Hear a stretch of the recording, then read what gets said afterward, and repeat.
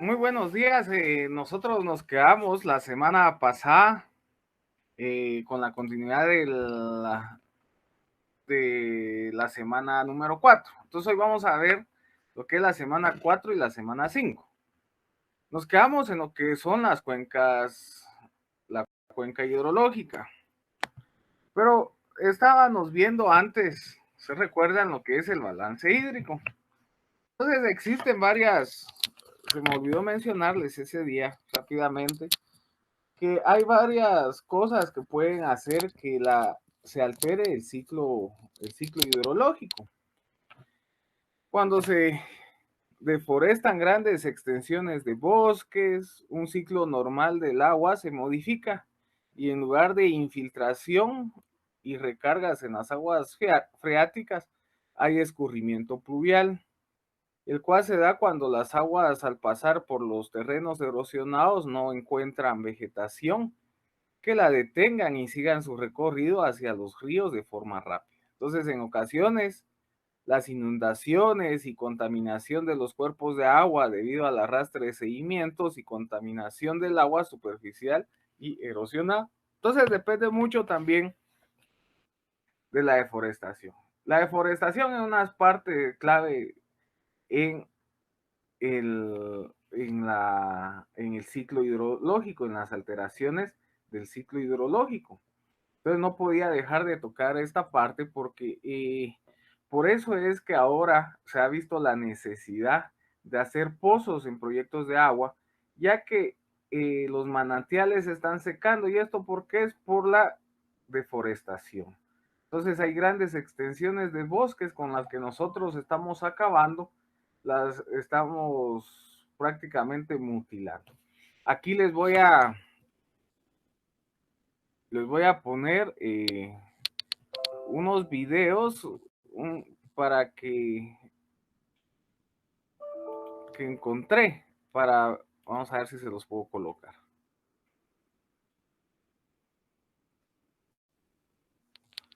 Para que vean de una mejor manera lo que es la importancia de la erosión. Entonces pónganle atención a este video.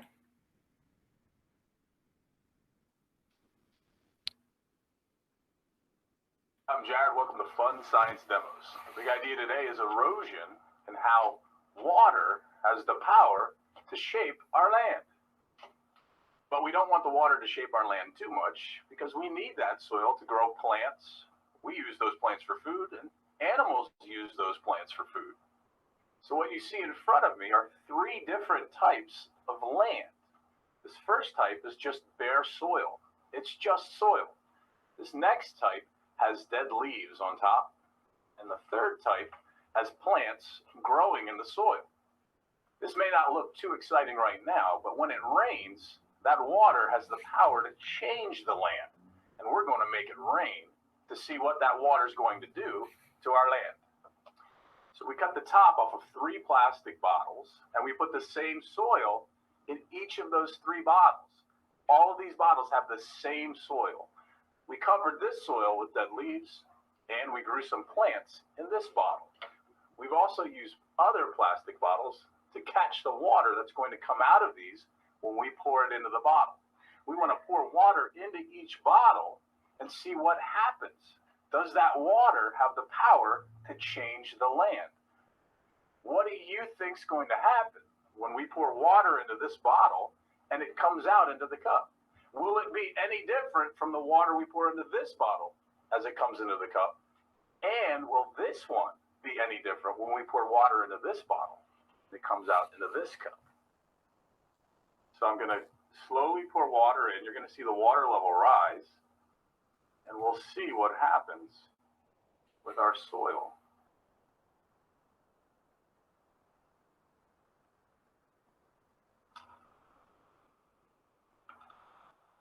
We'll keep it coming. And now it's coming out. Take a look at the bottle we used to catch the water. Well, what do you notice? Well, it's cloudy. So why is it cloudy? That's because all the dirt and the soil from our bottle was washed into the cup. The water had the power to actually take the dirt and the soil with it out of the bottle and into the cup. The water moved the soil. It shaped the soil.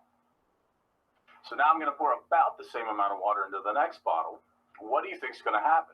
The water that we catch, will it be just as dirty? Will it be less dirty?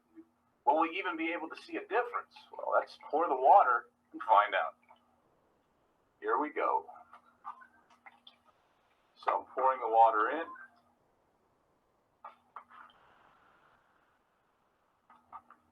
Making it rain.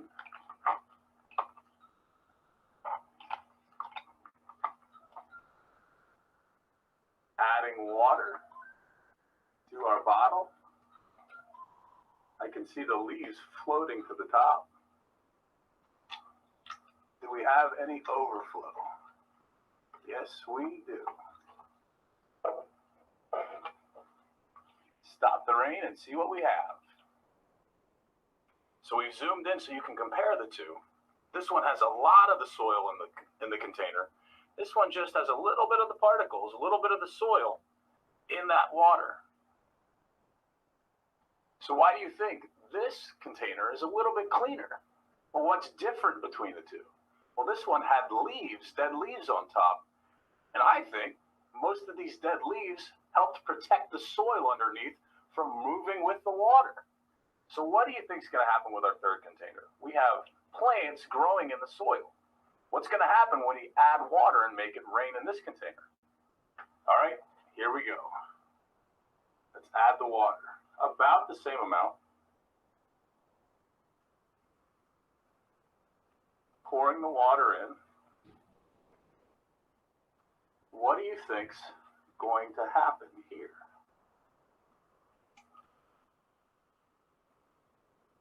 Add a little bit more. It's coming out. We're going to stop pouring and see if we can compare what we see coming out. The water coming out of this container looks a whole lot cleaner than this one and a little bit cleaner than this one. So the question is why? Why is this water cleaner? I poured about the same amount of water into each container of soil, but this one looks really clean. Well, to answer the question why, we have to zoom in and take a closer look at what's really going on here. So now we're all set to take a closer look at why the water coming out of this bottle was so clean and clear compared to the others. To do that, I'm going to actually lift these plants out of this bottle and let's see what happens. Well, what I notice right away is what comes along with all of the plants. Well, the soil is actually coming out too. When I flip it over, I think you'll be able to see why. So we've zoomed in so we can see what's going on here. Why is this soil staying together? Why is it staying in place? Well, you can see the roots from our plants grew into the soil. And almost like little fingers, those roots are holding the soil together. So when it rains, the roots keep the soil from washing away. The roots of the plant, that's what keeps the water from eroding the soil. Besides holding the soil together and in place, roots do another amazing thing. To show you that, I'm going to squeeze this and I want you to watch what happens. Where did all that water come from? Well, that came from when we made it rain on our soil. The roots of the plants helped hold that water in. Plant roots actually go deep into the soil, and this model is going to help us see how deep they can go. We're going to zoom in and see if we can see those really tiny plant roots that we have growing in our soil. We've zoomed in now so you can see these tiny roots in action. I'm going to point them out, and they actually extend from the plant all the way down to the bottom of our soil. I'll point out some of the bigger ones. They grow down into the soil. You think about what they're doing. They're holding that soil in place. All of these tiny roots getting nutrients from the soil, but they're also helping the soil out. Plants do an amazing job at keeping erosion from washing away too much soil. We need that soil. We depend on that soil to grow plants, and animals depend on that soil to grow plants. If you you want to learn more about plants and soil and erosion, check out our links in the video description. Science is so cool, and sometimes it's dirty. Thanks for watching.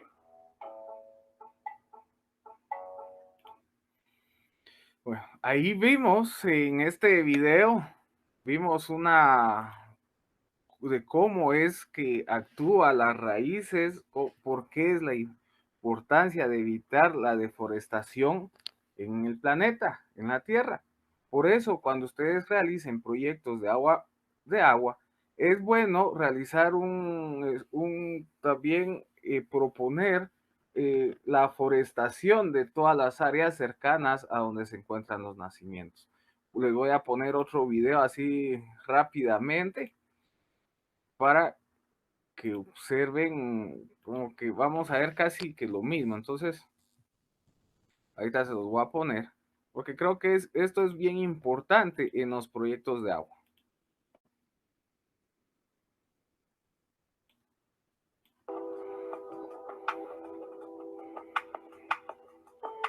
Aquí nosotros lo que estamos viendo es que la regadera lo que está haciendo es como que imitar la lluvia que cae dentro de una cuenca. Podemos ver que los recipientes azules es una cuenca, le podríamos decir. Entonces vemos el del lado izquierdo, está totalmente, no tiene vegetación, nada, sino que es solo la tierra, y en el lado derecho vemos que hay vegetación. Entonces las regaderas lo que están haciendo aquí es simulando la lluvia en cada uno de ellos. Entonces vemos que se supone que están echando la misma cantidad, y vemos que en el recipiente del lado izquierdo ya empezó a salir el agua.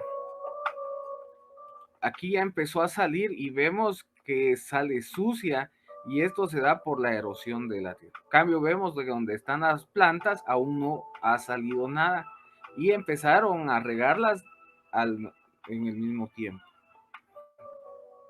Vemos que hasta ahorita empezó a salir el agua del lado derecho, ya empezó a salir, pero vemos que el agua aquí está prácticamente transparente. Entonces era lo mismo que nos decía el video pasado. Las plantas lo que hacen, nos ayudan a retener el agua dentro de la cuenca. Esto va a hacer que haya filtración y todo el agua subterránea, los acuíferos y estos puedan recargar, y el ciclo hidrológico no se altere. Entonces el ciclo hidrológico se va a mantener. En cambio, en el lado derecho vimos que el agua, conforme iba entrando, iba saliendo, hace erosiones. Esto lo que provoca son las inundaciones en los lugares, y también provoca, aparte de las inundaciones, viene y provoca que los deslaves y grandes. Por eso es que a veces antes en las montañas se dejan venir los grandes deslaves que lastimosamente han enterrado a pueblos completos. Entonces, por eso es importante lo del ciclo hidrológico, mantener la forestación, evitar las erosiones de los bosques, para evitar todos estos tipos de problemas. Entonces, ¿por qué es importante en la ingeniería? Que es una de las bases del curso. Es para evitar desastres y para también evitar que los acuíferos y estos se sequen, porque las plantaciones son bien importantes en lo que es las cuencas. Bueno, entonces, ahorita era importante porque vamos a entrar a lo que es a ver lo que son las cuencas. Entonces, la cuenca, vamos a ver, una cuenca es una unidad territorial en la cual el agua cae por precipitación, se reúne y escurre a puntos común, o fluyen todo al mismo río, lago o mar. En estas áreas viven seres humanos, animales, plantas, y todos ellos interrelacionados. En los límites de las cuencas se le conoce como parteaguas, y el cual consiste en una línea imaginaria que une los puntos de mayor altura en áreas delimitadas entre dos laderas. Entonces aquí nosotros vemos la precipitación, y la superficie. Entonces la precipitación empieza a correr, se infiltra.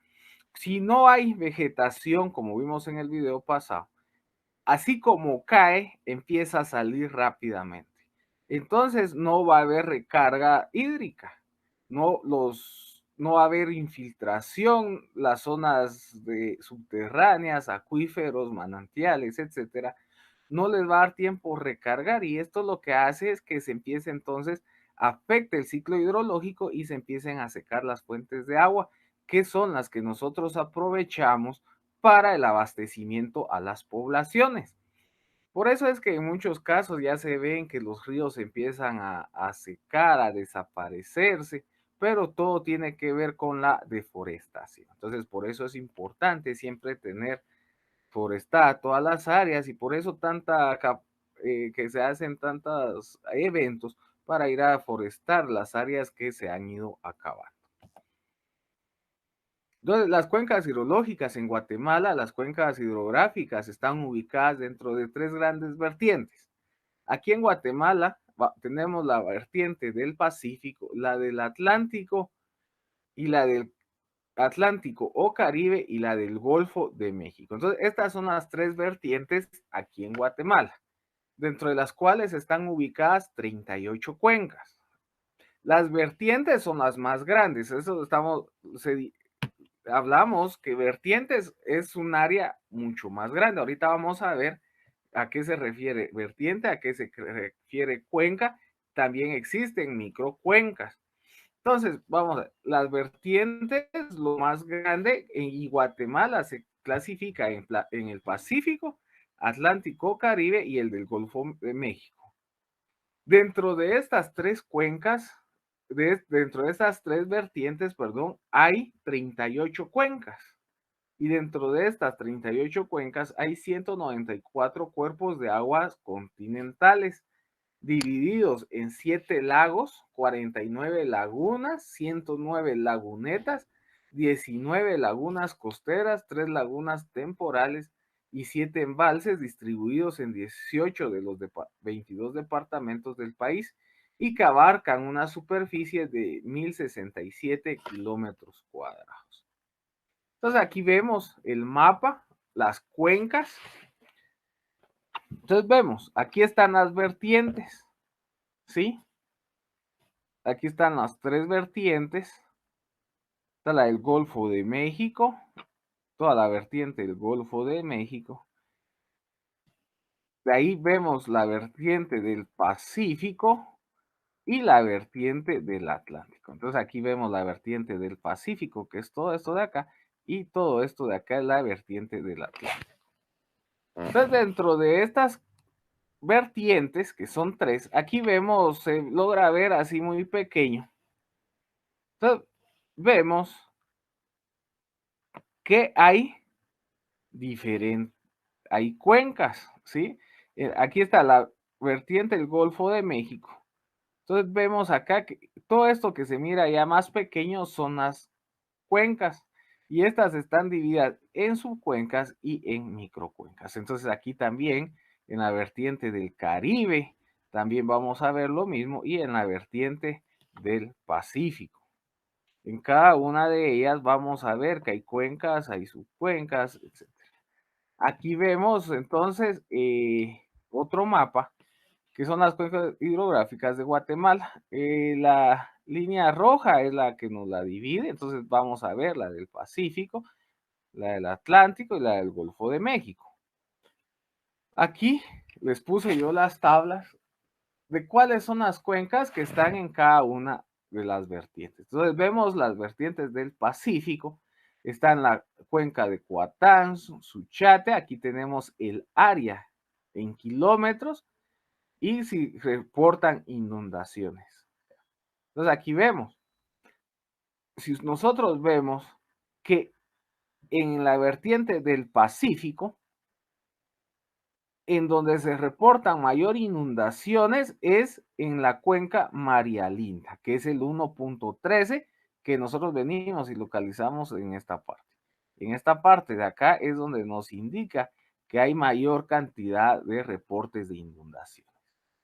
Entonces, por eso aquí vemos la cuenca de Samalá, Nahualate, cuenca de Atitlán, que la cuenca de Atitlán es donde se encuentra el lago de Atitlán, que entonces aquí lo tienen como el 1.8. Aquí es un área de 548 kilómetros cuadrados y se han reportado 10 inundaciones. Esto es cuando obviamente la tabla fue hecha y ahorita ya han aumentado.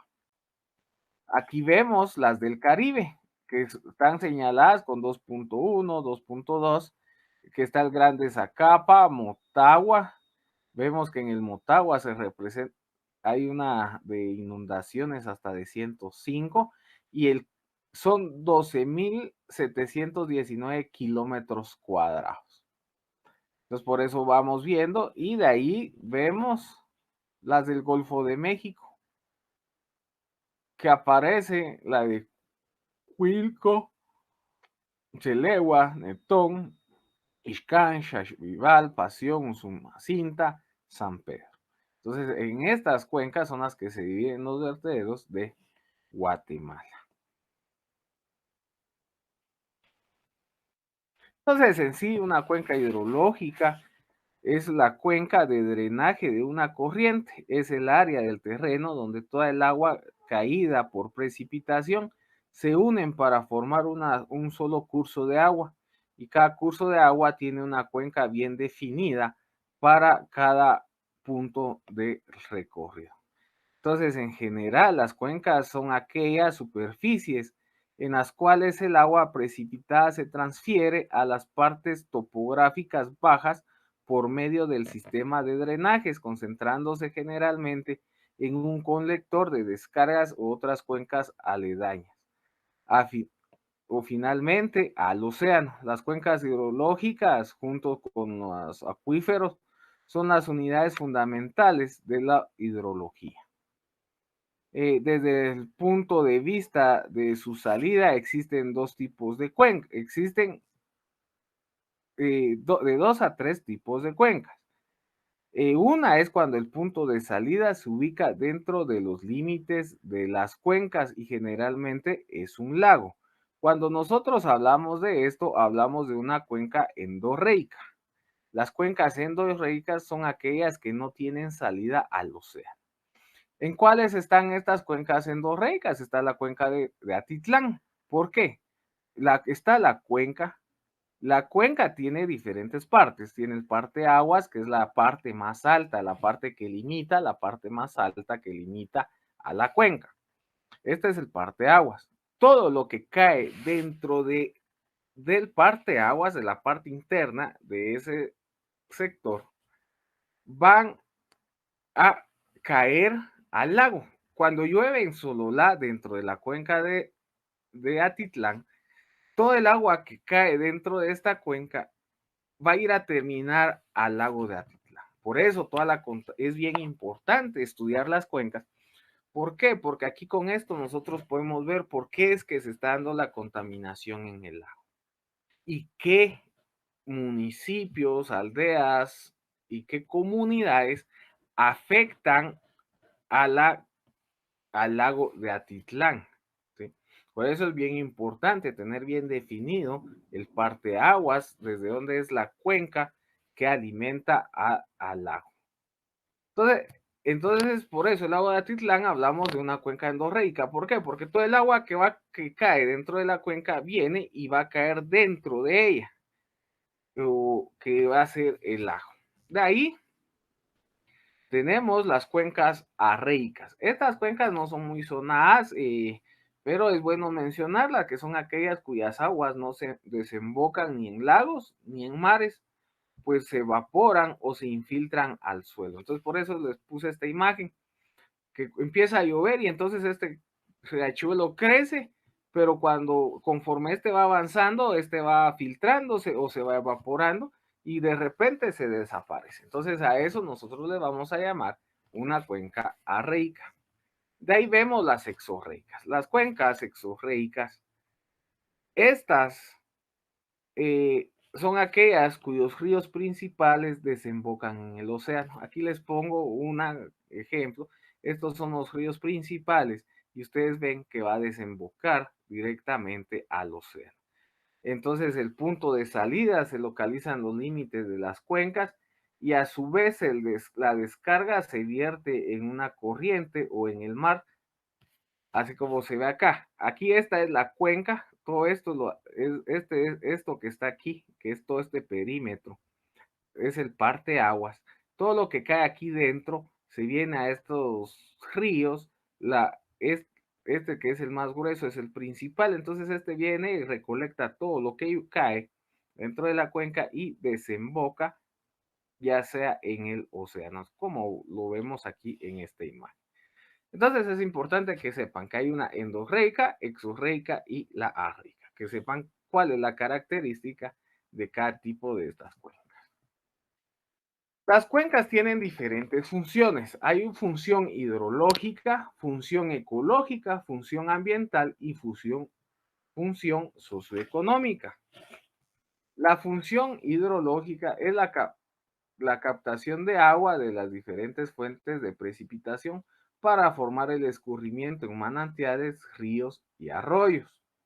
También es el almacenamiento de agua en sus diferentes formas y tiempos de duración y las descargas de agua como escurrimiento. Entonces, la función hidrológica es para la recarga hídrica, por eso es el balance hidrológico, para que los manantiales, las aguas subterráneas se vuelvan a recargar para nosotros poder seguir aprovechando estas fuentes. También tiene su función ecológica. La función ecológica de las cuencas es proveer diversidad de sitios y rutas a lo largo de la cual se llevan a cabo interacciones entre las características de calidad físicas y químicas del agua.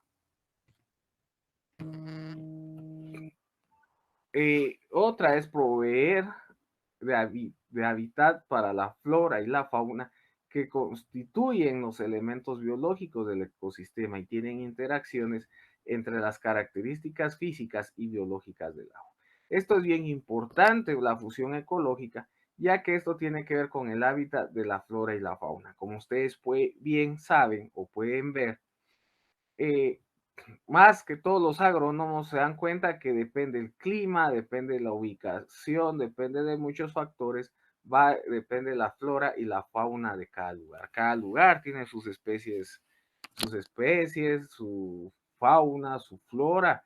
Cada quien tiene una diferente, diferente. Pero aquí en Guatemala, que a las largas somos bendecidos, que en un área muy pequeña, como tenemos de todo tipo de climas, hay costa y clima frío, entonces por eso es que en Guatemala se da mucho la agricultura, porque por la variedad de climas, alturas y esto, podemos tener la dicha de tener de casi todo tipo de flora y fauna.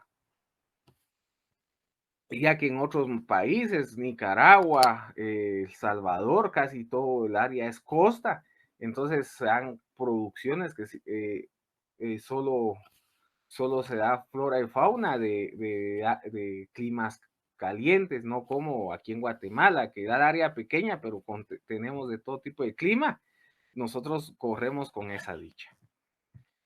Ahí está la función ambiental, que constituye los sumideros de CO2, alberga bancos de germoplasmas, regula la recarga hídrica y los ciclos biogeoquímicos, conserva la biodiversidad y mantiene la integridad y la diversidad de los suelos. Y está de último las funciones socioeconómicas, que suministra recursos naturales para el desarrollo de actividades productivas que dan sustento a la población y provee de un espacio para el desarrollo social y cultural de la sociedad. Entonces, a eso nos referimos a las funciones de la cuenca, que son las hidrológicas, las ecológicas, las ambientales y las socioeconómicas.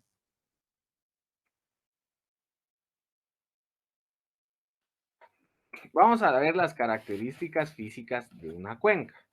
En las características de una cuenca, en general, para estudiar una cuenca hidrológica se requieren métodos cuantitativos y cualitativos. En el primer caso es fundamental definir parámetros que representen algunas características particulares importantes que pueden ofrecer una información relevante acerca de las variables y los procesos hidrológicos. Algunos de los parámetros característicos de mayor interés se presentan es el parteaguas. El parteaguas es una línea imaginaria formada por los puntos de mayor nivel topográfico y que separa dos cuencas adyacentes. Entonces aquí yo les puse esta imagen. Si ustedes ven, es esta línea punteada que es la parte más alta de la cuenca. A esto es la línea divisoria de aguas. La precipitación que cae de este lado, vamos a ponerla acá. La precipitación que cae de este lado se va a la cuenca que está aquí aledaña y lo que cae de acá para adentro, todo esto viene y va a alimentar esta cuenca hasta ir a caer al río principal o a las fuentes, al río principal y ya viene va a desembocar, ya se hace una cuenca reica, exorreica o endorreica. Entonces, para trazar el parteaguas se debe considerar las siguientes normas. ¿Qué se debe considerar? Uno es que la línea divisoria corta ortogonalmente a las curvas de nivel. Esto es bien importante. Las líneas se van a cortar ortogonalmente a las curvas de nivel. De ahí, cuando la divisoria va aumentando su altitud, corta las curvas de nivel por su parte convexa. Cuando la divisoria va disminuyendo su altitud, corta a las curvas de nivel por la parte cóncava. O sea, siempre va a ser, cuando va aumentando, las va a cortar por la parte convexa. Cuando va disminuyendo, las corta por la parte cóncava.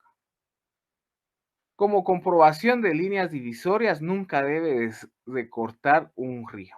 Un parteaguas nunca va a cortar un río, arroyo o vaguadas, excepto en el punto en que queremos obtener su divisorias que abarca el área de estudio. Si nosotros no queremos estudiar todo esto de acá, sino que solo queremos estudiar esta parte, entonces nosotros podemos cortarlo aquí, pero solo en ese caso, porque lo que a nosotros nos interesa, digamos, a nosotros lo que nos interesa es solo este pedazo de acá. Entonces nosotros la vamos a cortar aquí, no nos interesa qué pasa después de acá. Entonces, eso también nosotros lo tenemos que tener en cuenta, pero es solo en casos de excepción. Aquí vemos un parteaguas, entonces como decía, cuando vemos aquí, cuando va aumentando,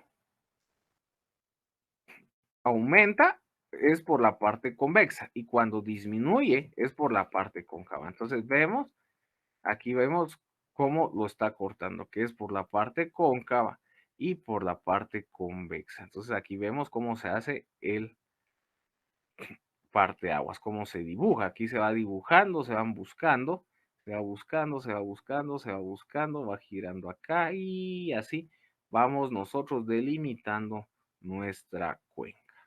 Entonces a esto esta línea punteada lo que nosotros le vamos a llamar parteaguas. Todo lo que cae dentro del parteaguas va a alimentar la corriente de agua y esto va a ir a caer a un embalse, Entonces por eso es bien importante las curvas de nivel en los mapas. De ahí vemos otra parte importante, es el área de la cuenca. Cuando hablamos del área de la cuenca, es la proyección del parteaguas a un plano horizontal, caracterizándose así el tamaño de la cuenca. El valor del área se obtiene de los mapas topográficos a través del uso de planímetros y otros métodos. Entonces, aquí nosotros ya tenemos el parteaguas, entonces nosotros lo que necesitamos saber es la dimensión de esto. Por eso se recuerdan en las tablas anteriores de las cuencas de Guatemala, ahí decía el área de cada una, que eso es una parte importante, saber el área de la cuenca. Hay varios métodos para sacar el área de la cuenca, lo vamos a ver más adelante aquí. vemos, nosotros podemos utilizar figuras conocidas como cuadrados, rectángulos, triángulos, isósceles, diferentes formas para nosotros hallar el área aproximada de la cuenca. Aquí vemos, hacemos diferentes, hacen un cuadro, de ahí lo hacen varias figuras, el 2, 3, 4, 5, y la sumatoria de las áreas de todo esto les va a dar el área de la cuenca. Entonces, de esa forma, ustedes pueden hallar el área de la cuenca. Pueden hacer un ejercicio, dibujan una cuenca y hacen ya sea triángulos, círculos, son formas conocidas que ustedes puedan sacarles el área. Es un dato aproximado porque como pueden observar, aquí se pierde este pedazo acá. Aquí lo que podíamos hacer es otro triángulo acá y para ir aprovechando todos los pedazos posibles o lo más que se pueda para tener un dato más exacto. De ahí vemos la corriente principal. La corriente principal es la corriente de mayor longitud que pasa por la salida de la cuenca hidrológica. Esta corriente principal es la que va a recaudar o donde va a ir a caer toda el agua superficial, todas las escorrentías, ¿sí? Entonces, si ustedes ven acá, aquí esta es el par de aguas, toda esta es la parte más alta, todo lo que cae dentro de esta vertiente, de esta cuenca, empieza y arma ríos secundarios. Y esto va a una corriente principal, que es como que el río que va a recolectar todo. Sí, a ese va a ser nuestra corriente principal. De ahí vamos en la corriente principal también están las corrientes tributarias, que serían las corrientes con diferentes grados de distribución. Vamos a ver también cuáles son los grados de distribución y las órdenes de corriente, porque hay órdenes de corriente 1, hay órdenes de corriente 2, hay órdenes de corriente 3, 4, etc. Lo vamos a ver también. Ahorita lo importante es que es una corriente principal. La corriente principal entonces es la corriente mayor longitud que pasa por la salida de las cuencas hidrológicas. De esa forma nosotros la vamos a identificar. Vamos a ver la longitud y el ancho de la cuenca. Vamos a observar que la longitud del eje mayor de la cuenca es la máxima longitud que va desde el punto de descarga hasta el punto de descarga o salida de la cuenca al punto más lejano de las cuencas. Este parámetro es importante ya que da una idea de la forma de la cuenca, ¿sí?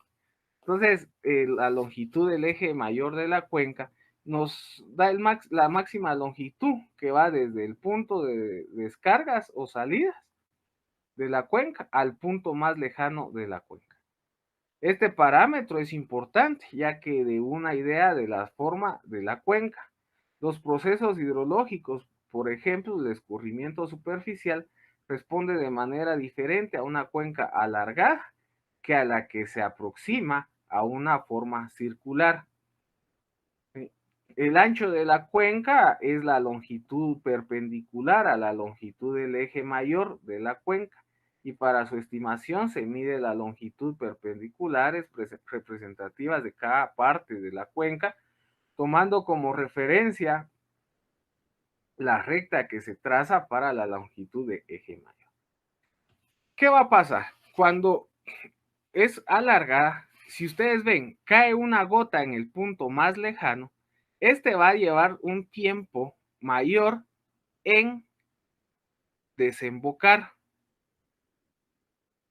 o en descargar, ¿sí? La gota que cae aquí, el tiempo en llegar a este punto va a ser mucho más largo. En cambio acá, la gota que cae aquí, que es el punto más lejano, a este punto va a ser mucho más corto. Y en una cuenca ya casi redonda, podríamos decir, la gota que cae aquí llega más rápido al punto de descarga. Entonces aquí vemos esta gráfica, que es la descarga versus tiempo.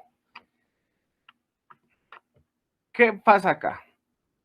Que en el A, como es una forma alargada, vemos que el tiempo de descarga va a ser menor. El tiempo o la cantidad de descarga va a ser más baja. El tiempo va a ser el mismo, pero la descarga va a ser más pequeña que en la B y que en la C. Entonces, conforme más redonda sea la cuenca, la descarga va a ser más rápida. ¿Y qué pasa con esto? ¿Por qué es importante esta gráfica? Porque ustedes ven en el A, la descarga es más pequeña, entonces las inundaciones en este tipo de cuencas son mínimas. En una cuenca, entre más redonda sea, hay mayor probabilidad de inundaciones. ¿Por qué? Porque el tiempo de descarga es bastante, la descarga en un determinado tiempo es muy grande, ¿sí? Por eso podemos ver acá, ¿ya? Que todos van a hacer en el mismo tiempo, pero acá en este punto vemos que la descarga llega a su límite. Por eso es que en las cuencas, al ver la forma de la cuenca, si es de longitud y ancho de la cuenca, si es redonda o alargada, esto nos puede dar ya una idea de que estas cuencas son o pueden padecer o pueden haber bastantes inundaciones. Esto es una característica clave para ver si en esas cuencas pueden haber inundaciones o no. También va a estar dependiendo mucho del régimen climático, que va a ser la precipitación media, la distribución temporal de las precipitaciones, la temperatura y la evaporación. Entonces, estos también son regímenes climáticos que nos interesan mucho a la hora de saber lo de los aspectos de la cuenca. Aquí se me olvidó mencionarles que el ancho, la orientación de la cuenca es el ángulo de orientación a partir del norte geográfico, y para la determinación se toma como punto de referencia las descargas y salidas de la cuenca, y utilizando la recta que representa la longitud del eje mayor. Se determina el ángulo de la orientación a partir del norte geográfico, y estos parámetros es importantes ya que los sistemas de circulación atmosférica son fundamentales en los que respecta el régimen pluviómetro en una cuenca. El índice de la forma es la relación que permite de la cuenca entre el perímetro que tendría un círculo con el mismo valor del área. Entonces, con este parámetro se determina cuánto se aleja la forma de una cuenca a un círculo. Entonces, nosotros el índice de la forma vamos a sacar el área de un círculo, y después sacamos el área de la cuenca, y si estos coinciden, entonces nosotros vamos a decir, entre más cercano a uno, vamos a decir que es un círculo. Entre más alejado de uno, vamos a decir que este es alargado. Entonces, como les decía, esto nos va a decir qué tan susceptibles son estas cuencas a la hora de inundaciones, de descargas, etcétera. Otro aspecto de interés en la cuenca, ya sabiendo su forma y esto, es la cobertura vegetal y el uso del suelo, como vimos en los videos anteriores, que es bien importante saber la cobertura vegetal. Entonces, en estas vamos a ver que están los tipos arborea, arbustiva, herbácea. La arborea es una configuración de árboles o topología de árboles y estructura de un árbol. Cuando hablamos de arbolea, estamos hablando de árboles. Cuando hablamos de arbustiva, es que tiene la naturaleza o las cualidades de arbustos. Cuando hablamos de herbáceas, tiene aspectos y características de hierbas. Cuando hablamos de perifolias, hablamos de árbol, plantas, arbustos que conservan un follaje todo el año. Y caducifolias son las plantas que pierden sus hojas cada año. En esto es bien importante la densidad, porque si tenemos un poquito, vemos también que no solo nos interesa el tipo, sino que también la densidad. ¿Por qué nos interesa el tipo? Porque ya con esto, si son arboledas, arbustias, herbáceas, vamos a ver cómo se comportan con el largo de las raíces para retención del agua, para la erosión, la densidad también, porque si hablamos, tenemos solo 2, 3 árboles en 1 kilómetro cuadrado, no vamos a decir, este va a funcionar bien, pues va a haber erosión en el suelo. Entonces, por eso la densidad también es un dato muy importante. Bueno, las características físicas e hidrológicas. Cuando hablamos de características físicas e hidrológicas, los datos importantes es la altura, la pendiente promedio y el drenaje. ¿Por qué? Porque esto nos va a decir qué tan rápido va a avanzar el agua.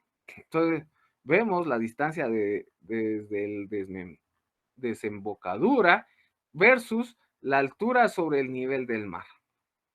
Entonces vemos acá, ¿ya?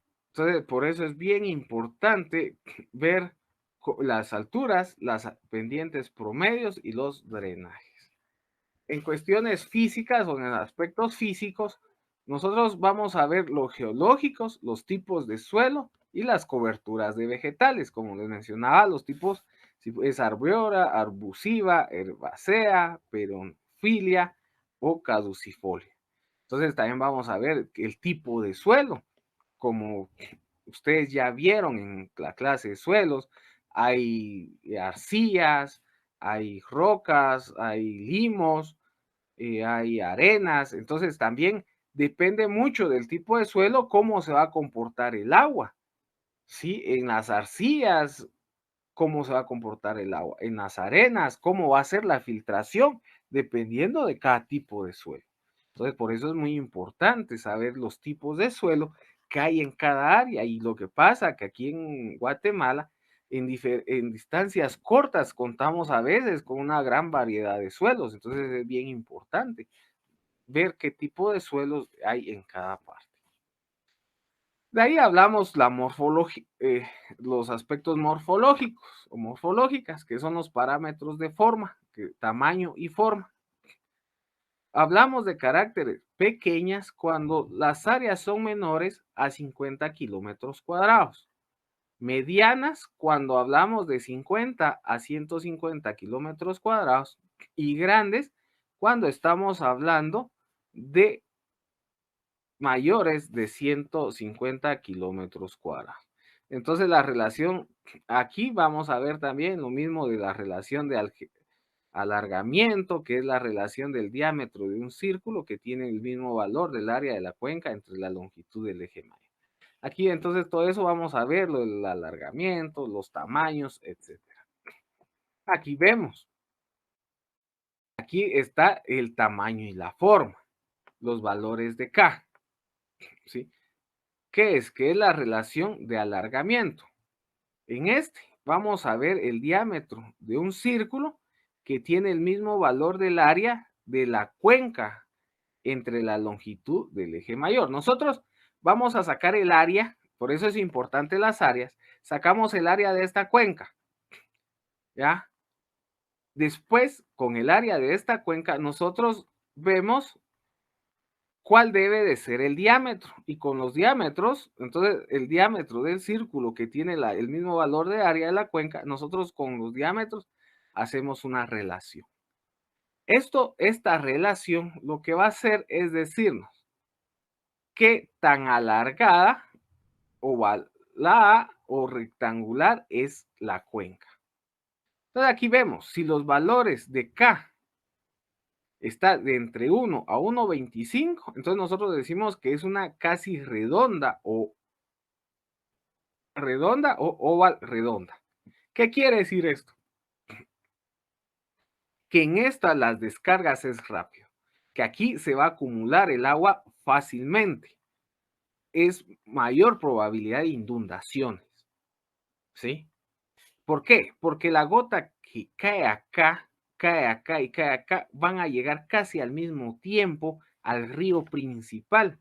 Entonces las crecidas de estos ríos hay que tenerles mucho cuidado porque esto pueden ir a dañar las infraestructuras como puentes, ríos, los puentes y poblaciones aledañas.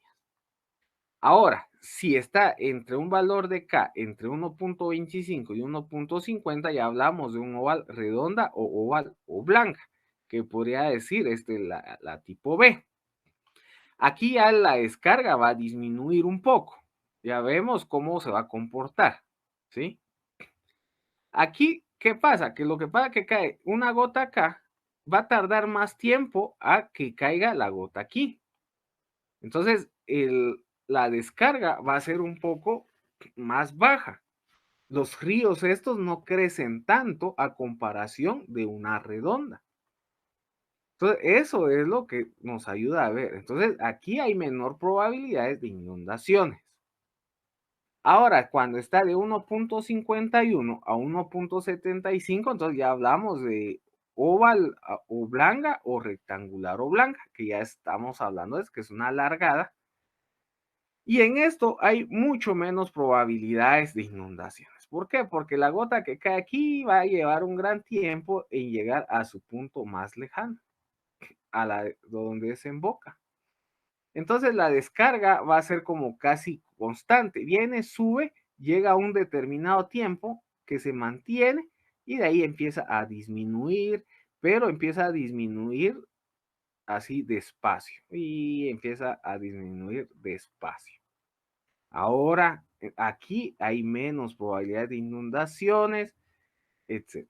En el B empieza a llover y la descarga o la desembocadura del río empieza a subir rápidamente y eso puede hacer que vayan a provocar inundaciones y así como sube empieza a bajar. Y en el C, que es más redondo, ustedes ven que llueve y empieza a subir, a subir, a subir y baja de un solo también. El problema es este pico, que este pico es el que puede causar las inundaciones en un momento. Por eso a veces dicen, pero si el río estaba tranquilo y en un ratito es que se inundó todo. Pero es por la forma de la cuenca. Aquí vemos los otros parámetros de forma, es el relieve, ¿ya? Ya vemos las distancias horizontales versus las alturas, cómo se va a ir comportando el relieve de cada cuenca. Aquí vemos la altitud, que es la elevación media, y el porcentaje de área acumulada. Entonces, con esto vamos a ir bien. Una fase joven, hablamos acá, que es el porcentaje de área acumulada, adulta o madurez y fase de vejez. De ahí están los patrones de drenaje. Los patrones de drenaje es la red de drenaje que se puede definir como la trayectoria, disposición o arreglos de cauces y lechos por donde de manera superficial y aparente corre el agua excedente, producto de la precipitación hacia un depósito natural o artificial. Los patrones de drenaje aquí vemos son todos como venas azules que se miran, el parteaguas es el rojo y todo lo azul que se mira son los patrones de drenaje. Ven qué forma son las que lleva. Hay varios patrones. Está el dendrítico, tiene esta forma. Ven, aquí está el rastrillo. Es esta otra forma.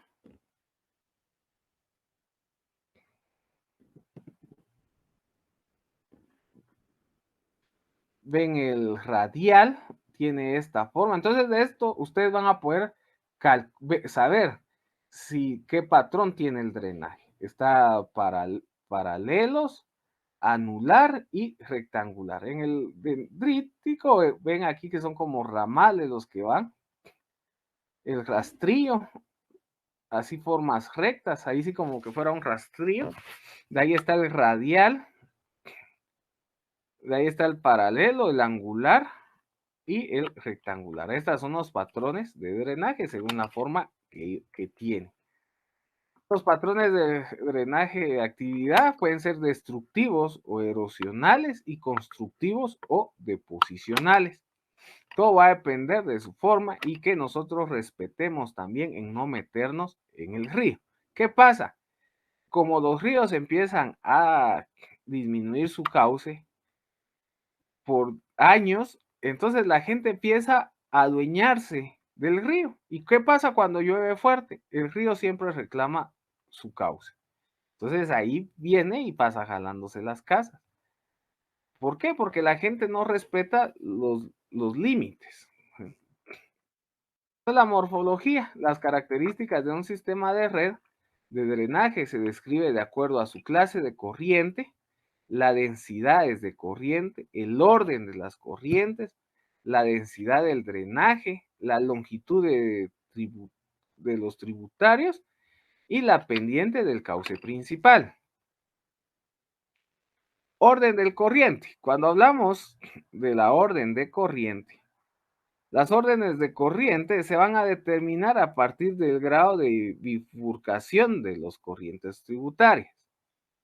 Estas órdenes pueden ser orden 1, que es una tributación ramificación de ramificaciones, puede ser de orden 2, que solo tiene corrientes de orden 1, y así sucesivamente, puede ser de corriente de orden 1, forma de orden 2, dos corrientes de orden 2 con forma de una orden 3, etc. Entonces aquí nosotros vamos a ir viendo cómo va a ser las órdenes de las corrientes.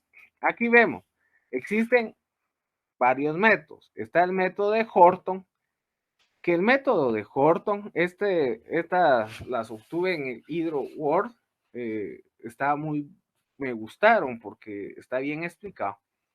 El método de Horton nos indica que las corrientes van numerados en función del número de efluentes que tenga. Entonces ven, la línea roja es la principal. Y vemos que aquí tiene 1, solo tiene una ramificación, entonces por eso dice solo 1. Aquí tiene 1. En este de acá tiene 2. Entonces, ¿qué hacen? Ponen 2 y 1. Aquí como solo hay una ramificación, se pone 1. Ahora en este es el que obtenemos más. Aquí se divide en este para acá y este acá. Y también tiene estas. Entonces podemos decir que aquí son 3. Entonces 1, 2, 3. Entonces, ¿cuál le toca al central? Le toca el número 4. ¿Ya? Aquí, ¿qué vamos a hacer? ¿Por qué, si aquí teníamos 1, por qué no le pusimos 2 a este? ¿Por qué no le pusimos 2? Porque aquí va 1 y aquí va 2. Entonces, el que le seguía era 3. Y aquí a este solo le vamos a poner 1. Entonces, dice que son las corrientes que van numerados en función del número de efluentes. Aquí solo hay un efluente. Aquí en este hay 2 efluentes, 1 y 2 efluentes. Aquí en esta parte solo hay un efluente. Aquí también hay solo un efluente. Aquí, si nosotros vemos esto, hay 3 efluentes. Por eso es 1, 2 y 3. De ahí vemos acá, hay un efluente. Y este efluente va a caer al 3, que ya está acá. Entonces, por eso lo numeramos.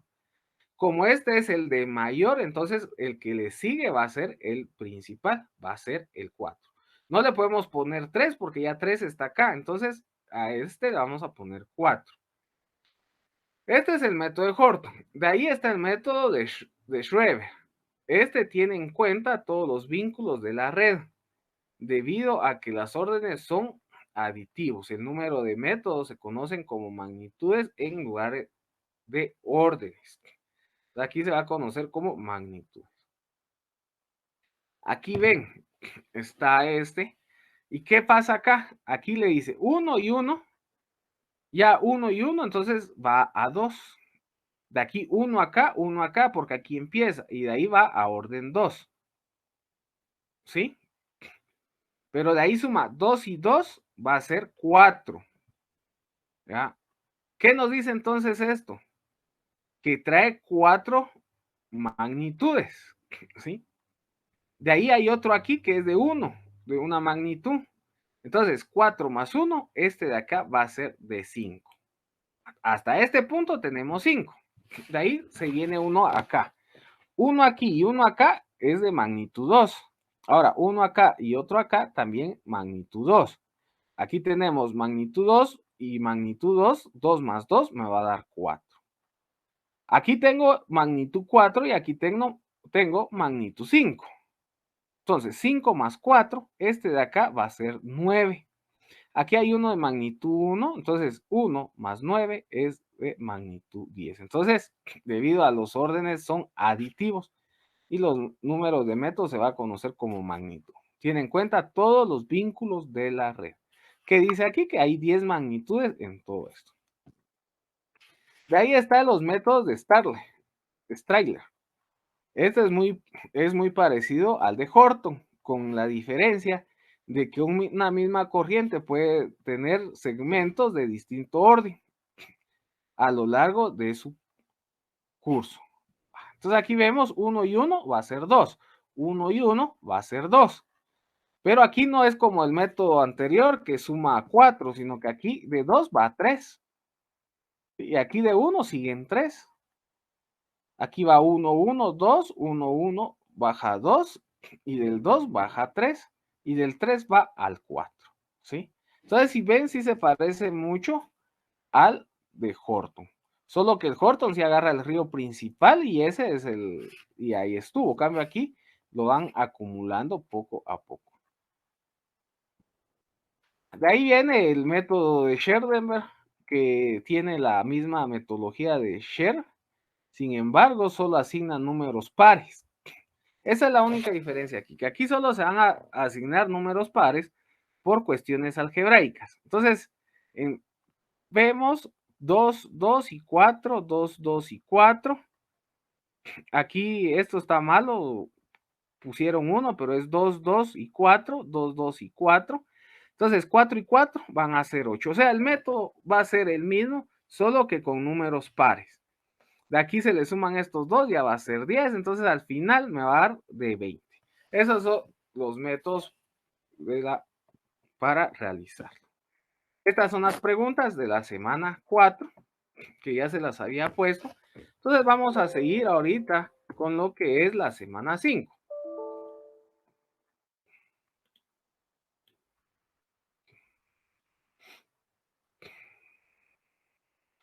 En la semana 5 nosotros vamos a ver lo que es la precipitación pluvial y el escurrimiento superficial. Ahorita lo voy a compartir. Entonces, seguimos con lo que es la semana 5. Nosotros acá vamos a hablar de lo que es la precipitación pluvial y el escurrimiento superficial.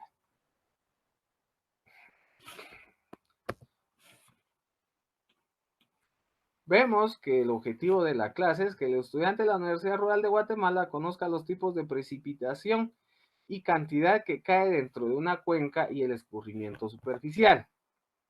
Entonces, la precipitación puede ocurrir desde las nubes localizadas a cierta altitud o por condensación del vapor de agua sobre la superficie del terreno. Para que una nube se forme, las gotas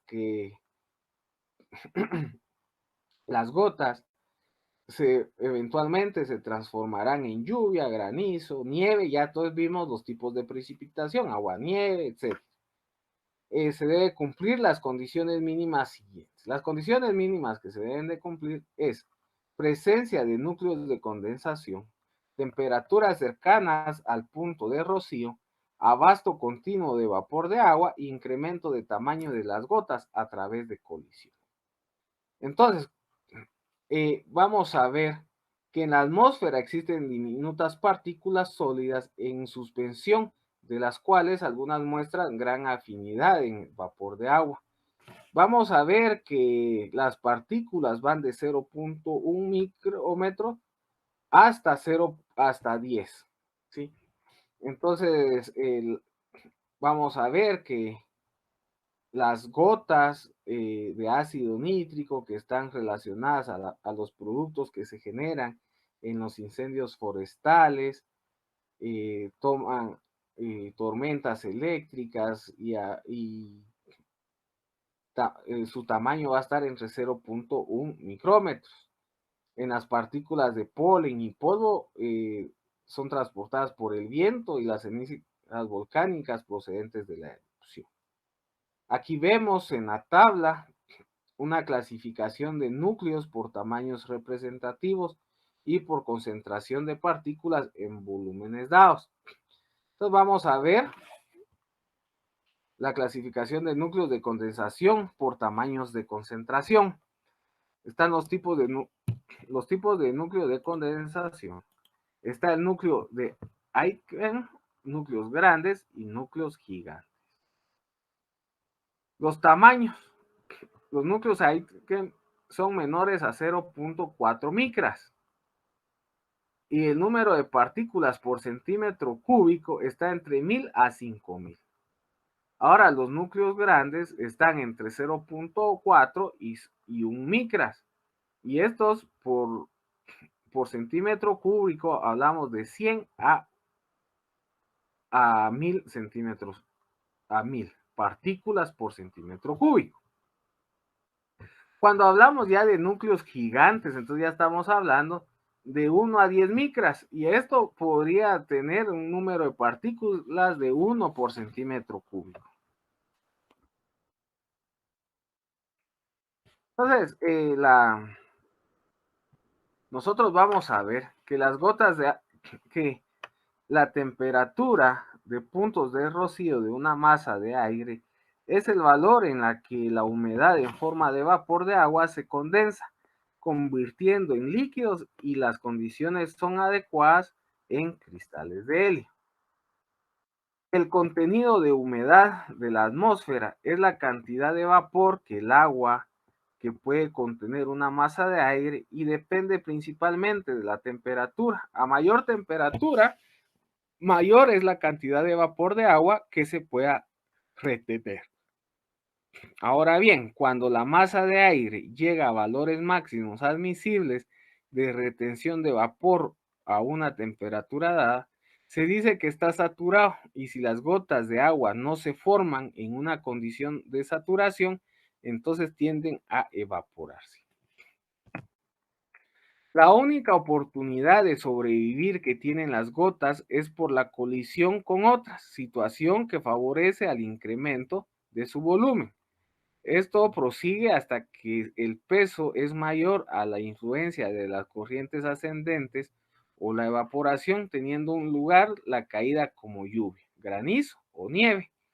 En su viaje descendente, el tamaño de las gotas puede aumentar más por coalescencia, es decir, por la incorporación de gotas más pequeñas que arrastra a su paso. El tamaño más común de las gotas de lluvia es de aproximadamente 2.5 milímetros. Entonces vamos a ver que se pueden mencionar la precipitación orográfica, la ciclónica y la convectiva. La orográfica, aquí vemos la orográfica, es de tipo, se produce cuando el aire choca contra las laderas de una montaña, ¿sí? Y se va obligado al ascender. El ascender se enfría y se originan precipitaciones. Este tipo de lluvia se da más o se produce en régimen de montaña. Entonces es el tipo de lluvia producida por el ascenso de columnas de aire húmedo al concentrarse con un obstáculo orográfico como una montaña. Eso es ascenso, el aire se enfría hasta alcanzar un punto de saturación de vapor de agua y una humedad relativa del 100%, y esto va a originar la lluvia. De ahí vamos a ver la convectiva.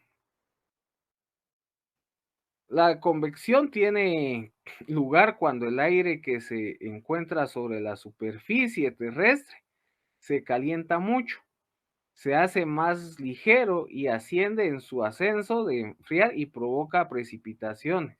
Estas lluvias son frecuentes en el Ecuador y en las zonas templadas en verano. A diferencia de la lluvia orográfica, suelen producirse en zonas llanas y con pequeñas irregularidades topográficas donde pueden representarse un ascenso de aire húmedo y caída donde el origen de las nubes del tipo cumulonimbos con lluvias intensas. De ahí vemos las ciclónicas. Las ciclónicas son de origen cuando entran con contacto con dos masas de aire con distintas temperaturas. El aire frío que pesa más se desplaza hasta quedar por debajo del aire caliente, que se eleva y al hacerlo se enfría y da lugar a precipitaciones. Esta lluvia se da más en zonas templadas del planeta. Entonces acá una masa de aire frío puede actuar como una barrera montañosa que es más densa que la más cálida y permanece a niveles más bajos. La densidad del aire depende de la temperatura. El aire frío es el más pesado que el caliente y por eso solo asciende al ser calentado. ¿Cuáles son los aparatos para la medición de lluvia? Entonces ya vimos que puede ser orográfica, convectiva y ciclónica. ¿Cuáles son los aparatos que nos ayudan a la medición de la lluvia? Como se mencionan, fuimos mencionando que la precipitación pluvial se mide por medio de pluviómetros y pluviógrafos, y para llevar a cabo su adecuada operación se deben considerar algunas características, las cuales se presentan ahorita. Estas características que vemos son bien importantes. Una, que el diámetro del orificio del dispositivo de captación no debe ser menor a 30 milímetros. El límite superior parece no ser relevante. Este equipo, estos tipos de equipo ya están, podría decir, calibrados o ya son, estos no es que una persona, ustedes vayan a un taller con un herrero y él se los va a hacer. No, esto de tipo de equipos que ya están en las estaciones meteorológicas ya son con medidas estándar, ya están estandarizadas. No es que, como les digo, no es que alguien lo venga a hacer, sino que ya todo eso es un equipo especial. Por eso es equipo algo caro que no cualquiera. Ahora yo les hago una pregunta. ¿Ustedes podrían calcular la precipitación ahí donde ustedes viven? ¿Lo podrían hacer, sí o no? Eso es una pregunta para ustedes. ¿Lo pueden hacer? Sí lo pueden hacer. Lo único que ustedes no van a venir y van a ir a comprar un pluviómetro, un pluviógrafo. Son equipos caros. Pero ustedes pueden venir, buscan el patio, que es, si tienen, o en la terraza de su casa, y vienen y pueden poner un recipiente. Solo observan que no haya ninguna dificultad, algo que vaya a obstruir el paso de las gotas, y eso. Y ustedes pueden poner un recipiente circular en donde ustedes van a conocer el diámetro del orificio. ¿Ya? Y después, ustedes lo dejan, lo pueden poner a las 9 de la mañana y al otro día a las 9 de la mañana lo van a levantar y en una probeta o incluso en estos medidores que usan las señoras, las amas de casa para pasteles y eso, que tenga algo para medir y pueden ver cuánto de agua cayó en 24 horas. De esa forma ustedes pueden saber la precipitación. No necesitamos también un equipo tan especializado para saber la precipitación de cada lado. Ese ejercicio lo puede hacer cada quien en su casa y ya con eso va a tener él datos de cuál es la precipitación diaria en cada mes en su casa, ¿sí? Eso se puede realizar, o sea que hay cosas que no podemos realizar nosotros en la casa. Los pluviómetros pueden estar enterrados o colocados a 1 metro de altura desde la superficie del terreno y el uso de protector contra vientos no mejora la calidad de la medición. Los instrumentos deben colocarse en espacios abiertos y no deben existir objetos dentro de la sección cónica imaginarias que se debe de tomar, colocar y vértices en el instrumento y las proyecciones de las generatrices con un ángulo de 45 grados respecto a la superficie del terreno. Entonces, ahora pueden ver la intensidad. Sí se puede ver la intensidad. Lo único que ya la intensidad sí nos lleva un poquito más de chance. ¿Por qué?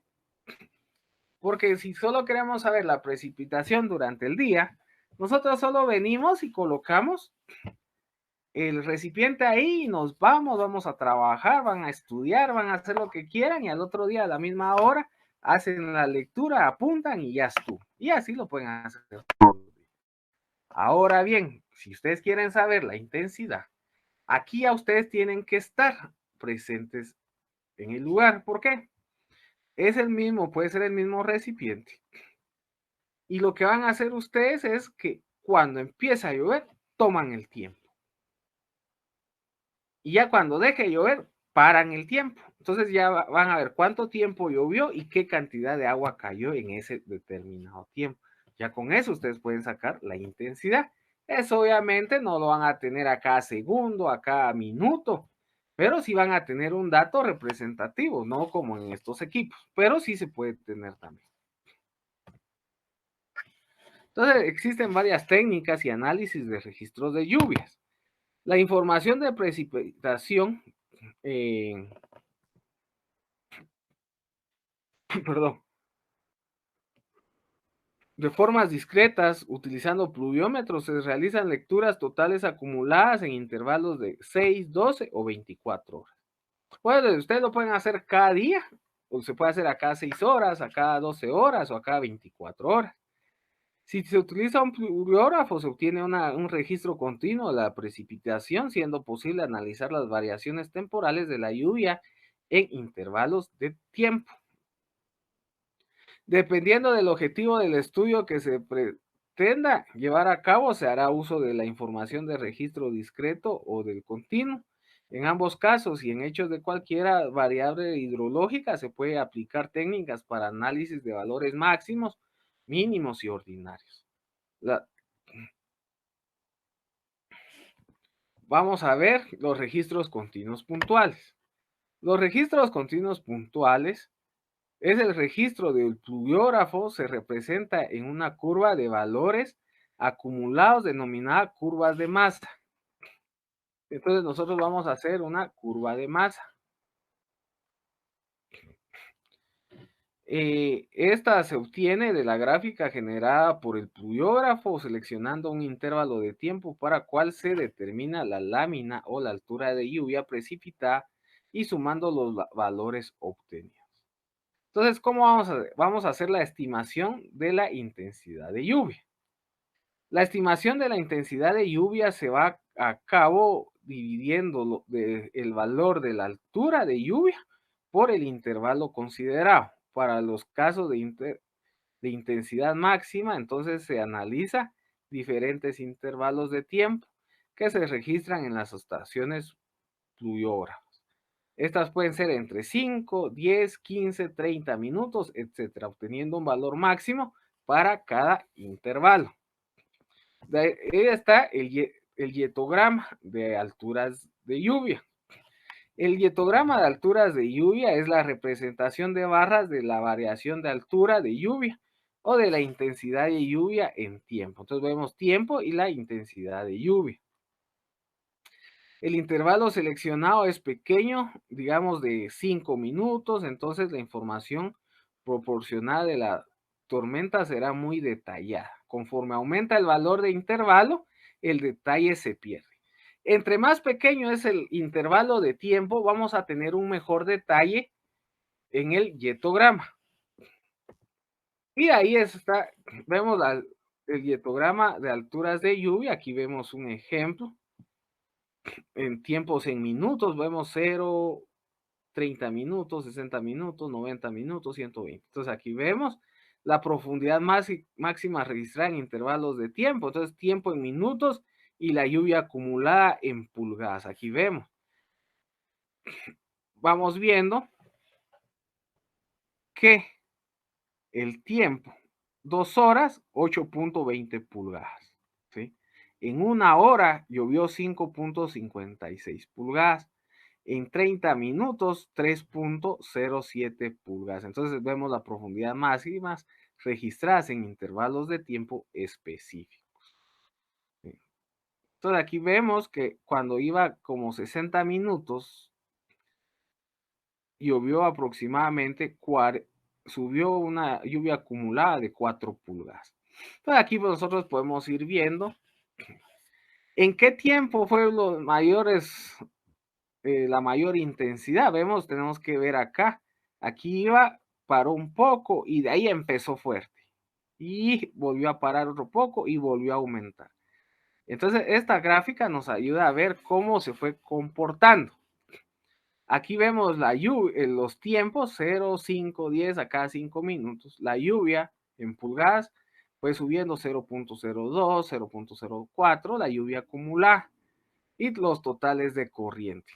Entonces vemos que a los 85 minutos se dio un total de corriente de 3.07.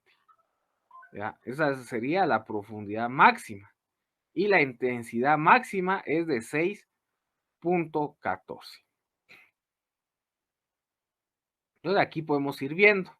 Aquí es 5.56 y 5.56 también la intensidad máxima. Entonces aquí nosotros podemos ir viendo con estas gráficas, nos va ayudando todos. Eso es con el hietograma de alturas de lluvia.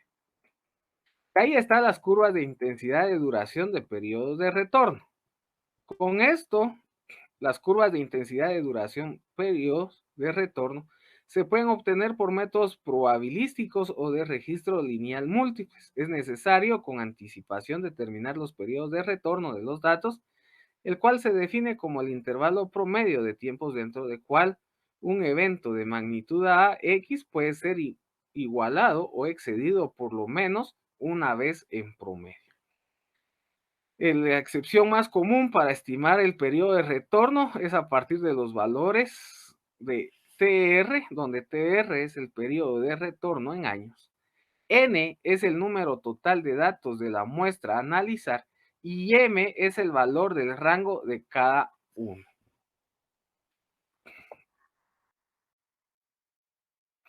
Entonces vemos, existe el método de Chow. El método de Chow lo que nos da es efectuar el análisis independiente para cada duración de lluvia. ¿Sí? HP es la altura de lluvia, A y B son constantes y el TR es el periodo de retorno. ¿Sí? Entonces con esto vamos a sacar nosotros la altura de lluvia con el método de Chow.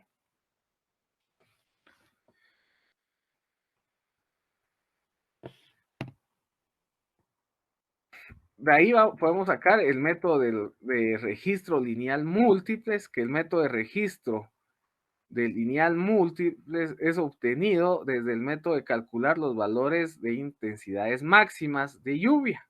Entonces va a ser intensidades máximas de lluvia, en donde la función de duración D va a ser la duración y el periodo de retorno, TR es el periodo de retorno, realizando un ajuste simultáneo de 3 variables. El método más común permite realizar este proceso, está presentado de esta forma, con la intensidad máxima de lluvia en milímetros hora va a ser igual al periodo de retorno en años. La D es la duración de lluvia. Esto va a ser en minutos. Y K va a ser los parámetros que se determinan de ajuste. Ya, los parámetros de ajuste. Estas ecuaciones, nosotros vamos a ver que el registro directo puntual de las lluvias se obtiene con el pluviómetro, una lectura de cada 6 o 12 horas, y se estima estadísticamente muestral en esta forma, que es 1 partido n, en donde xm es la medida aritmética, n es el número de valores considerados, y x sub i es el valor del enésimo valor de la muestra. Para tal proceso existen 3 métodos básicos para realizar la especie, que es la precipitación media, la curva de masas media ajustada y la curva de alturas, precipitación, área y distribución.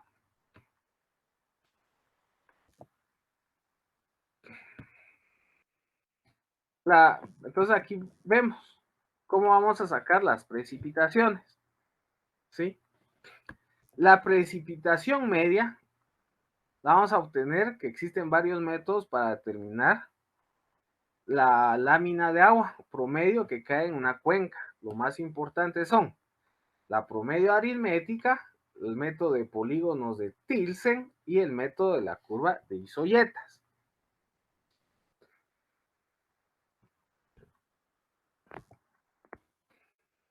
El promedio aritmético es la precipitación media, se puede obtener por media aritmética definida por la expresión. Este método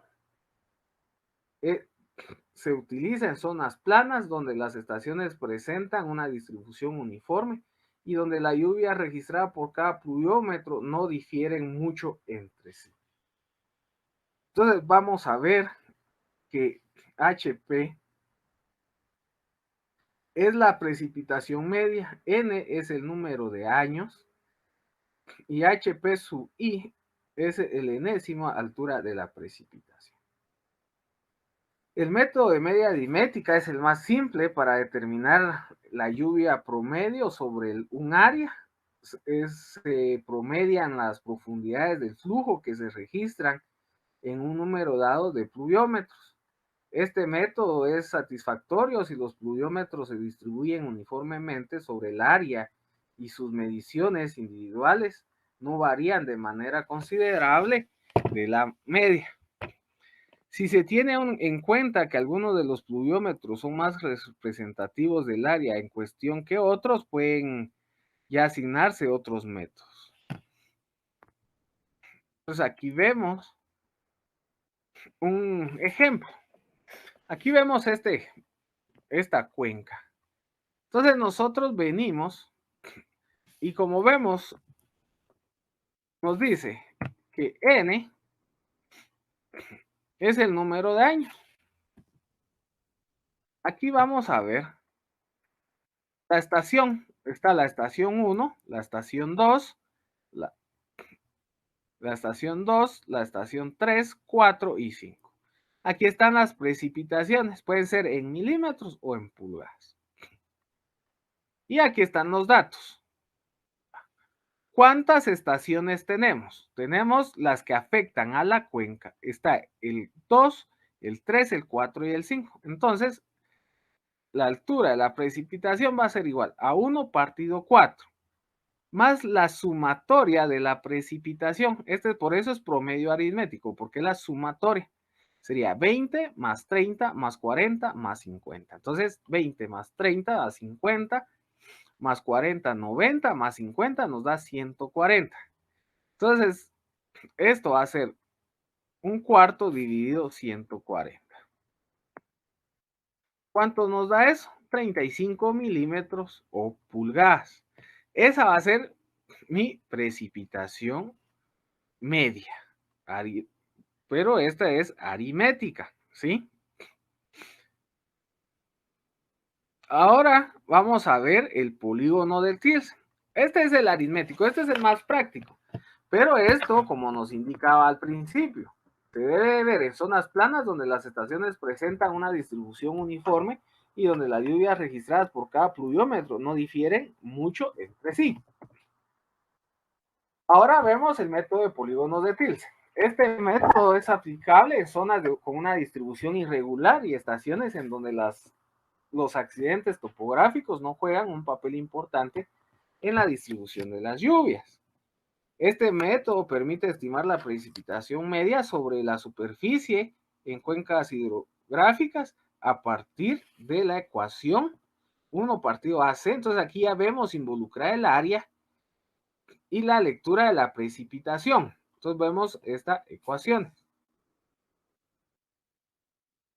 Vamos a ver que H sub P es la precipitación media, A sub C es el valor del área de la cuenca, A de P sub I es el valor de la precipitación puntual que se presenta en la estación y A sub I es el área de influencia de la estación, ¿sí? Entonces, esta es la precipitación de la estación y el A sub I es el área que afecta a esa estación. Y el A sub C es el área de la cuenca, es el área total. El área de influencia de cada estación se define al construir triángulos en cuyos vértices están localizados las tres estaciones más cercanas entre sí.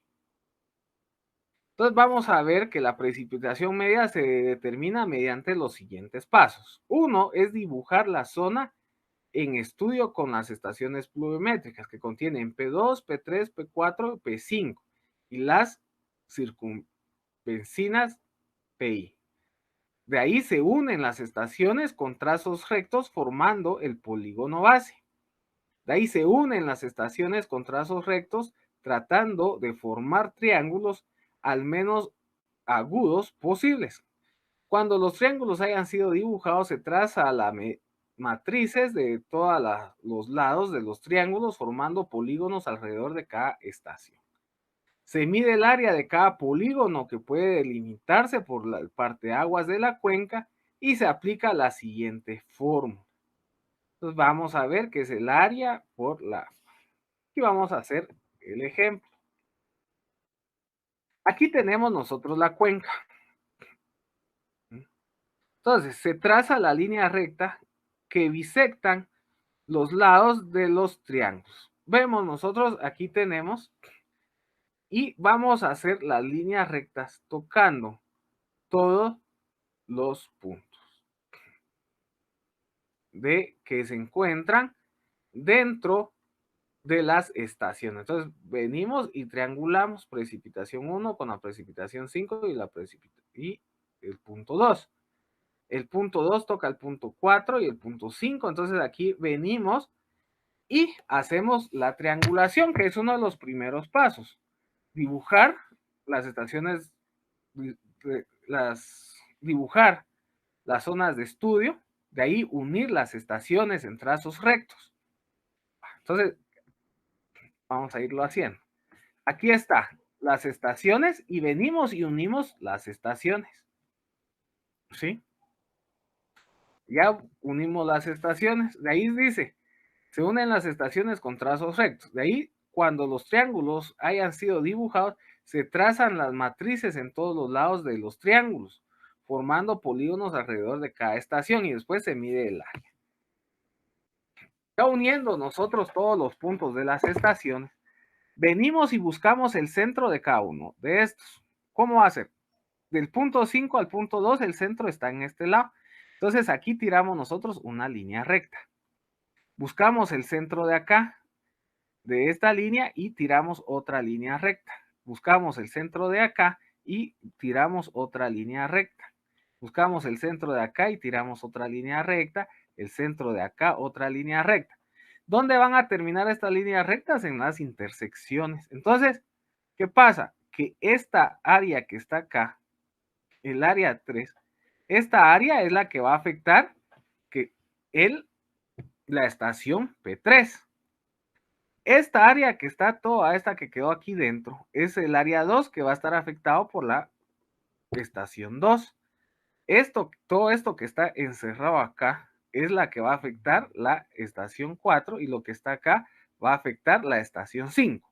Este pedazo pequeño que está aquí es el que va a estar afectado por la estación 1. Entonces, de esta forma nosotros vamos a ver qué área va a afectar cada estación. ¿Cómo lo hicimos? Están las estaciones, unimos todas las estaciones, buscamos el centro de cada triángulo y de ahí tiramos líneas rectas y donde vayan a intersectar, ya sea por el parteaguas o donde toquen, así como aquí, toca esta y esta de acá. Entonces, por eso se divide esto de aquí. Entonces, con eso vamos a ver nosotros. De ahí, ya sabiendo esto, nosotros vamos a calcular el área. El área de cada una, nosotros lo vamos a hacer por método de triangulación. Ya nosotros miramos cómo podemos calcular el área de cada parte. Entonces, aquí están las precipitaciones. La precipitación 1 es 10, la 2 es 20, la 3 es 30, la 4 es 40 y la 5 es 50. Y las áreas que están afectadas. Si vemos aquí en la figura, el área mayor es el de la estación 2 y por eso es de 4.02. Entonces, ¿qué hacemos? ¿Qué toca hacer? Multiplicamos la precipitación por el área, 10 por 0.22, más 20 por 4.02, o sea, es la precipitación de la estación por su área. ¿Ya? Esa es la operación, lo sumamos y nos da 284.6. Y este 9.14 es la sumatoria o el área total de la cuenca, que es 9.14. Realizamos eso y ven que nos da una precipitación de 31.1 milímetros. Aquí nos dio 31, estamos analizando lo mismo, la misma cuenca, solo que diferente método. En el aritmético nos dio 35, en el de Tilsen nos dio 31.1. Pero también está el método de isoyetas, en donde el método de isoyetas, en este lo que nosotros vamos a hacer es que el método cuestiona consiste en trazar con la formación disponible las estaciones pluviométricas, tiene que unir los puntos de igual altura y la precipitación llamadas isoyetas. Entonces la precipitación media se evalúa con la expresión esta, que PM es la precipitación media. Ahí es la sumatoria de las áreas. Esta es ahí es el área de K1 y sub I, que va a ser las curvas de nivel. Entonces, ¿dónde vamos o cuándo vamos a utilizar este método? Este método consiste en trazar curvas de igual precipitación para un periodo determinado de áreas de estudio. Una vez trazadas las isoyetas, se calculan las áreas entre líneas limítrofes y cada una de ellas se multiplica por promedio de precipitación al área correspondiente. Aquí vamos a hacer el método de isoyetas. ¿Qué pasa aquí? En el método de isoyetas supera algunas de estas dificultades mediante la construcción de isoyetas, utilizando la profundidad que se observa en los pluviómetros e interpolando entre pluviómetro adyacente. Entonces, cuando existe una red densa de pluviómetros, los mapas de isoyetas pueden considerarse utilizando programas de computadora para dibujar las curvas de nivel. Aquí nosotros lo que vamos a hacer es dibujar curvas de nivel. Entonces, aquí vemos la precipitación 1. Entonces, la precipitación 1 nos tira 10 pulgadas. Entonces, nosotros tenemos que ir interpolando y todo para realizar las curvas de nivel. Aquí son puras curvas de nivel. Entonces, nos queda que nos dice que en todo esto es de 10. El 2 se va a comportar de esta forma, que aquí en todo esto tira 2.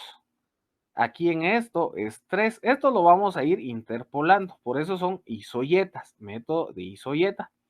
Es como nosotros realizamos las curvas de nivel.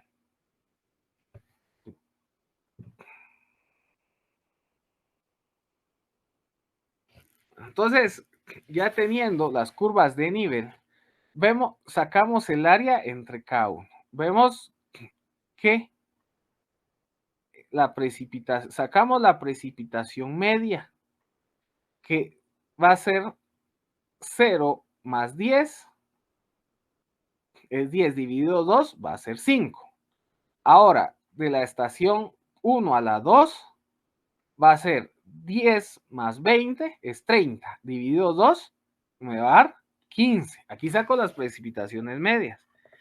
De 20 más 30, me da 50, dividido 2, 25. Y así sucesivamente voy a sacando las precipitaciones medias. Y aquí yo saco esta área, va a ser la de acá, es 0.88. De ahí saco esta área de acá.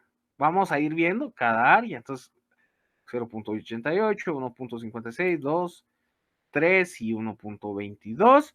Y esta de acá, que es 1.22. Ya. Entonces, vamos sacando nosotros los promedios. Entonces, ya teniendo, aquí lo que vamos a hacer es multiplicar el área que está por el promedio, ¿sí? Porque el área es acá por el promedio, el área de acá por el promedio.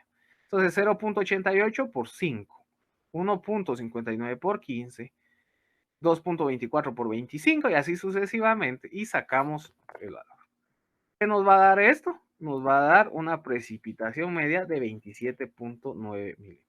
Entonces vemos que estamos utilizando diferente método, pero la misma cantidad y sí nos varía un poco la precipitación. Entonces esos son los métodos. De ahí vamos a hablar así rápidamente del escurrimiento, que de acuerdo con el ciclo hidrológico, el escurrimiento se puede definir como la porción, vamos a ver cuántas presentaciones, ya solo nos faltan 2, 4, vamos a hacerlo así rapidito, que como la porción de la precipitación pluvial que ocurre en zonas o cuencas hidrológicas y que circulan sobre o debajo de la superficie terrestre y que llega a una corriente para ser drenada hasta la salida de una cuenca o bien alimentar un lago, si se trata de cuencas abiertas o cerradas. Ya vimos cuáles son las cuencas abiertas o cerradas.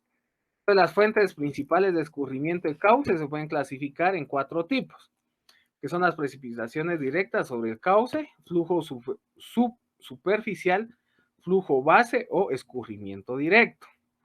El flujo, está el flujo directo sobre el cauce, es un aporte modesto comparado con los volúmenes asociados a otras fuentes. Esto se debe a principalmente a las pequeñas superficies que generalmente abarcan los ríos y corrientes. Los flujos superficial, los volúmenes asociados a este escurrimiento varían en el tiempo y en el espacio. En la época de estiaje podrán descargar a un ritmo casi constante, formando corrientes perennes. Aportan cantidades suficientes para mantener algunas semanas más después de las últimas lluvias. De ahí hablamos del flujo base, que es el aporte de un sistema acuífero somero a un cauce determinado. El caso es que en una parte de la cuenca se encuentra perturbadas por algunas obras hidráulicas, tal como las presas y sistemas de riego. Y el escurrimiento directo, que es aquel volumen asociado a la precipitación, es decir, el flujo remante, una vez que queda definida las primeras 3 fuentes. Ahí vemos los procesos de escurrimiento. Es cuando la intensidad de precipitación es menor que la capacidad de infiltración. Cuando la intensidad de precipitación es menor que la capacidad de infiltración y el contenido de humedad del suelo y rocas es mayor o igual a su capacidad de campo. Eso lo voy a dejar ahí para que las sigan leyendo. Cuando la intensidad y precipitación es mayor que la capacidad de infiltración y el contenido de la humedad del suelo o roca es menor a su capacidad de campo, el suelo o roca presenta una deficiencia y humedad. Y cuando la intensidad de precipitación es mayor que la capacidad de infiltración y el contenido de humedad y el suelo de roca es mayor o igual a la capacidad de campo. Entonces, esos son los procesos de escurrimiento. Aquí están las preguntas de la semana 5. Entonces nos vemos, les deseo éxitos en su examen parcial. Nos vemos la próxima semana. No sé si toca la próxima semana, va a depender mucho del día del examen. Entonces, gracias a todos, nos vemos, hasta pronto.